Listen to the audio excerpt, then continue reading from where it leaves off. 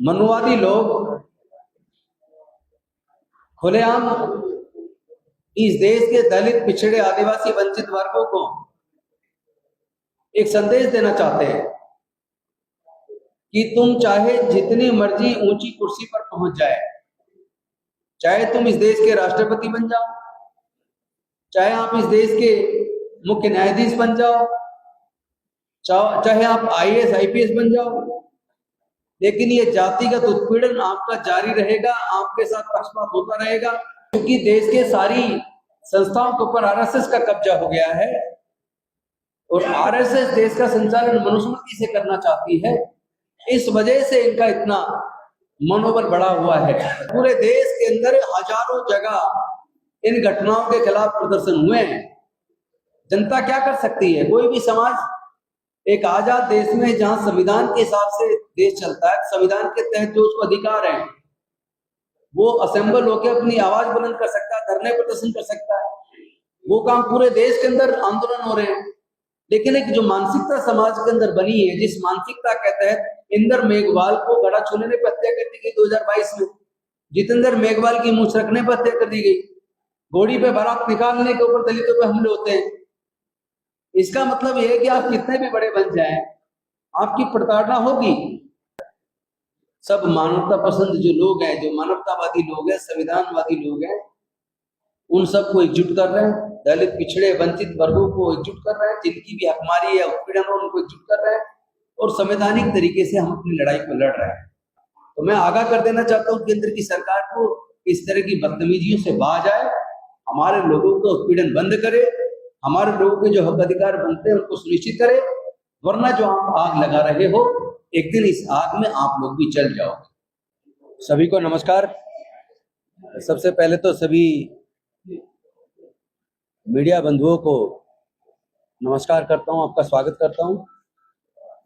आज जम्मू के अंदर, जम्मू और कश्मीर के अनुसूचित जाति के लोगों के साथ जो उत्पीड़न की घटनाएं बढ़ गई हैं, उनको नौकरियों में प्रमोशन नहीं मिलता, उनको फोर्थ क्लास एम्प्लॉयमेंट पूरी तरीके से आउटसोर्स है। लेकिन इसके साथ साथ, आउटसोर्स होने के साथ साथ, सफाई कर्मचारी व अन्य फोर्थ क्लास एम्प्लॉइज को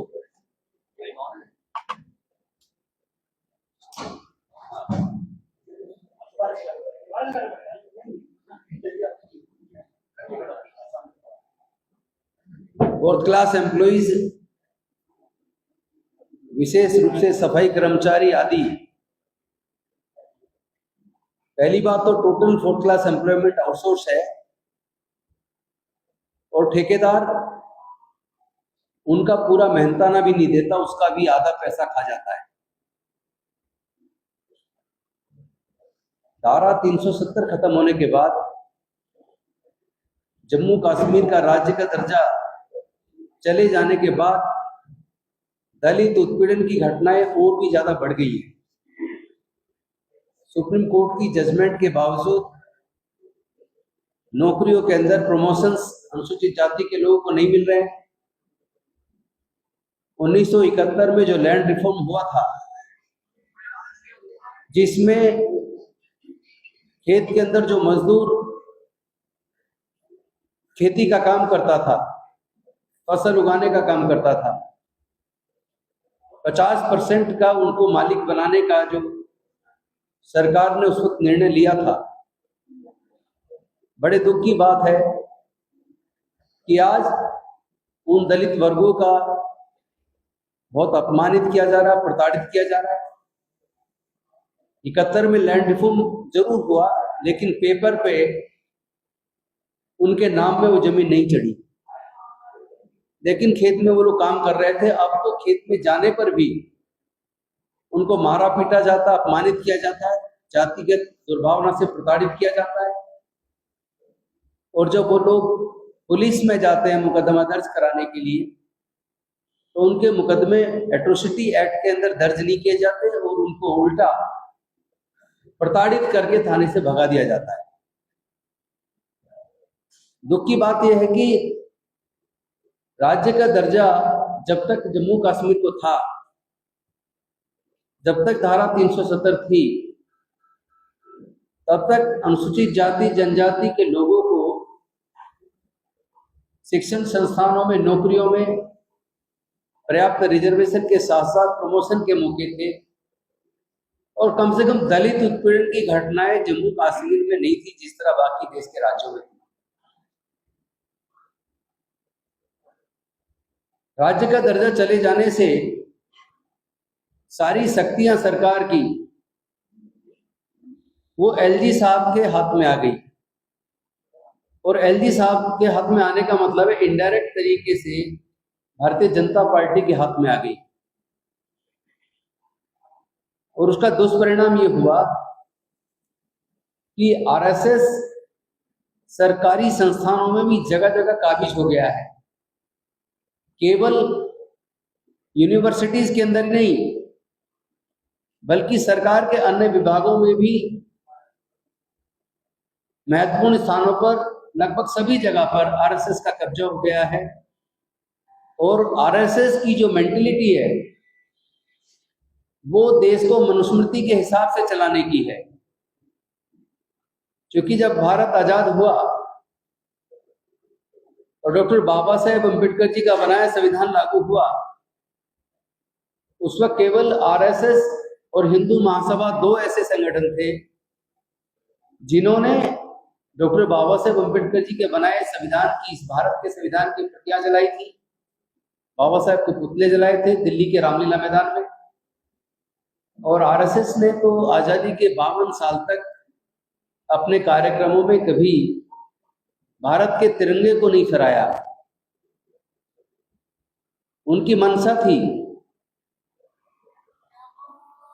कि भारत में आज आरएसएस के 100 साल पूरे होने पर वो हिंदू राष्ट्र घोषित करेंगे और बाबा साहेब के संविधान को बदलकर मनुस्मृति का शासन वापस लाएंगे। चुनावी प्रक्रिया में सत्ता से दूर रहने के बाद भी, चूंकि जम्मू कश्मीर का राज्य का दर्जा खत्म किया, तो सत्ता में, संसाधनों में, कॉन्स्टिट्यूशनल पोस्ट पर और सरकार के हर विभाग में आरएसएस ने कब्जा कर लिया है। और मनुस्मृति की भावना के तहत दलितों का उत्पीड़न बहुत तेजी से जारी है। आपको सबको याद होगा, शहीद भगत अमरनाथ जी और जोगाराम जी जैसे लोगों ने रिजर्वेशन, अनुसूचित जाति के रिजर्वेशन व उनके हक अधिकार के लिए लंबा आंदोलन किया। यहां तक कि शहीद अमरनाथ जी ने तो अपने प्राणों की आहुति दे दी 1970 में।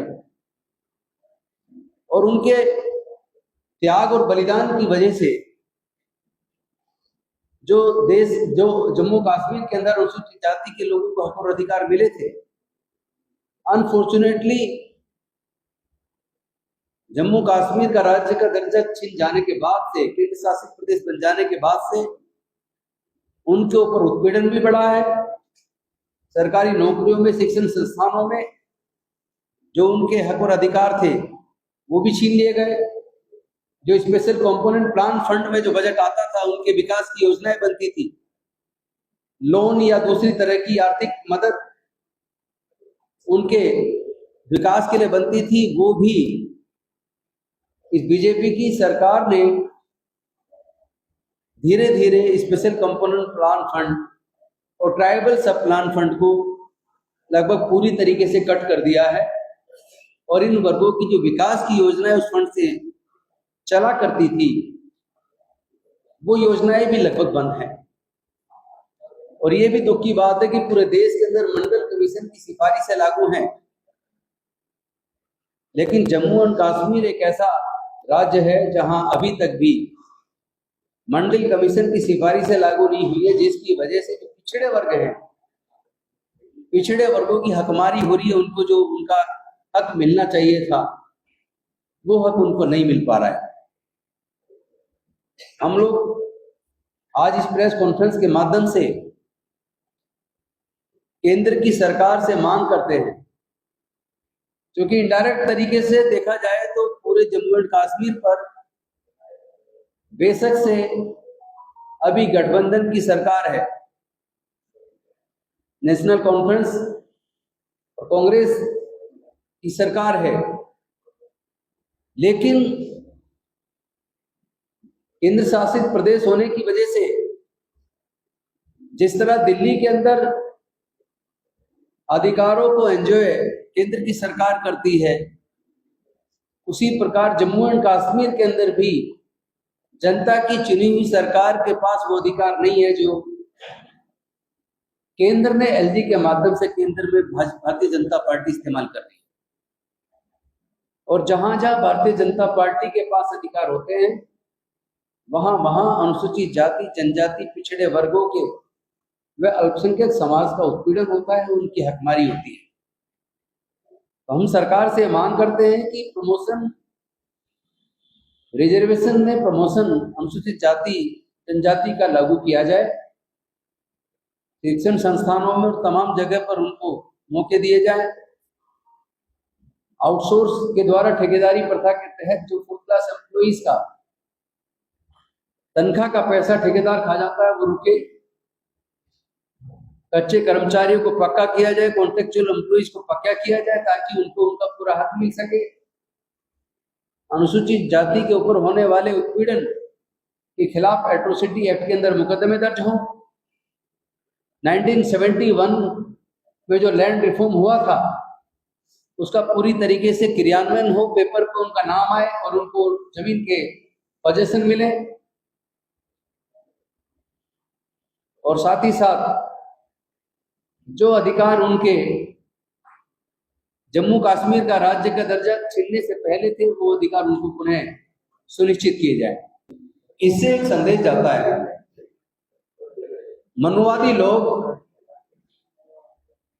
खुलेआम इस देश के दलित, पिछड़े, आदिवासी, वंचित वर्गों को एक संदेश देना चाहते हैं कि तुम चाहे जितनी मर्जी ऊंची कुर्सी पर पहुंच जाए, चाहे तुम इस देश के राष्ट्रपति बन जाओ, चाहे आप इस देश के मुख्य न्यायाधीश बन जाओ, चाहे आप आईएएस आईपीएस बन जाओ, लेकिन ये जातिगत उत्पीड़न आपका जारी रहेगा, आपके साथ पक्षपात होता रहेगा। जैसा आप सबको पता है, जब रामनाथ कोविंद जी देश के राष्ट्रपति थे, तो उनको भी पुष्कर के मंदिर में, राजस्थान के अंदर मंदिर में नहीं जाने दिया, उनको रोका गया। और आज जो अनुसूचित जनजाति की राष्ट्रपति हैं द्रौपदी मुर्मू जी, वो दिल्ली के हौज खास में जगन्नाथ मंदिर में गई, तो उनको भी मंदिर में गर्भगृह तक नहीं जाने दिया। और जब ये मुद्दा बना, तो इस मुद्दे के बनने के बाद वहां जो पुजारी थे, उनका वीडियो वायरल हुआ, जिसमें वो कह रहे हैं कि हमने राष्ट्रपति को नहीं बुलाया, हम अंदर केवल उसको जाने देते हैं जिसको हम वरण करते हैं, यानी जिसको हम बुलाते हैं। यानी कि आप राष्ट्रपति भी बन जाओ तो भी आपके साथ जातिगत उत्पीड़न होगा।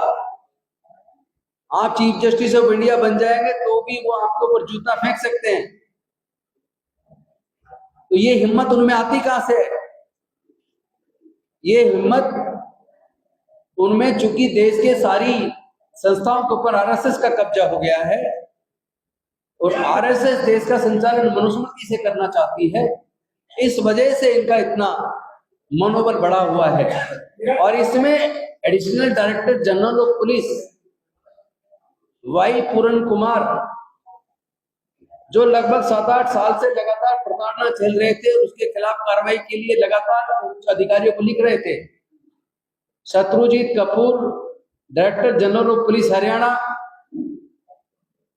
और रोहतक के एसपी ब्रजानिया जी, इन लोगों के खिलाफ खुलेआम वाई पूरन कुमार जी ने विद प्रूफ एलिगेशन लगाए।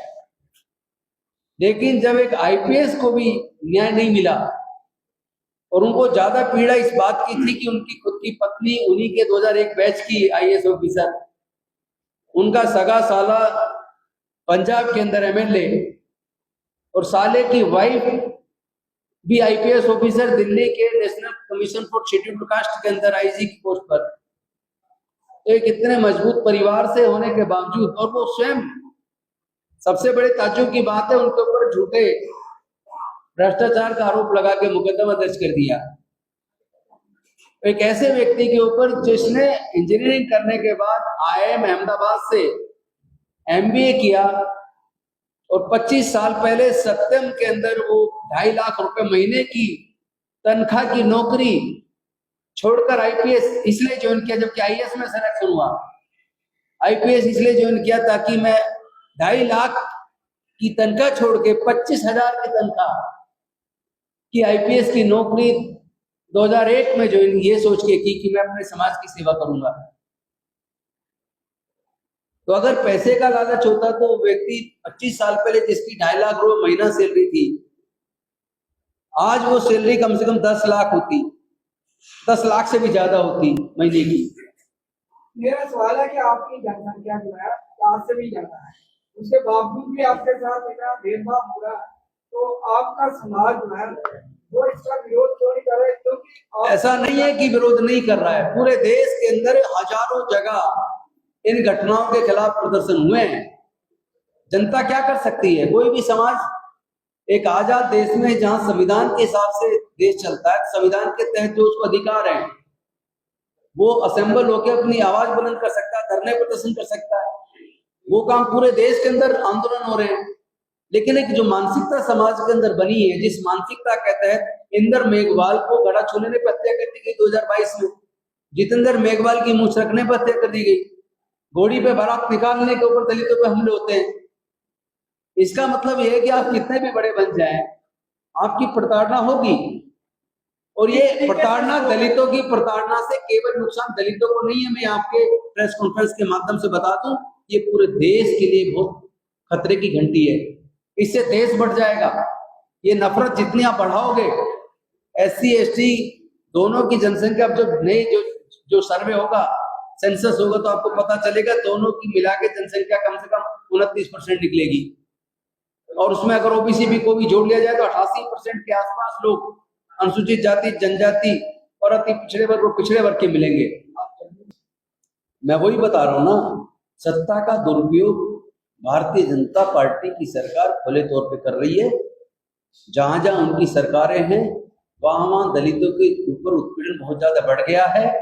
पूरे देश के 72% अनुसूचित जाति के ऊपर उत्पीड़न के केस 5 बीजेपी शासित राज्यों में हैं, जिसमें उत्तर प्रदेश, राजस्थान, मध्य प्रदेश, महाराष्ट्र, बिहार, केवल इन 5 राज्यों के अंदर दलित उत्पीड़न के 72% केस हैं।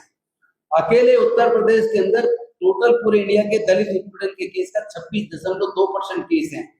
और ये डाटा जो मैं आपको बता रहा हूं, ये डाटा मेरा अपना नहीं है, ये national crime record bureau NCRB का डाटा है, भारत सरकार का दिया हुआ डाटा है।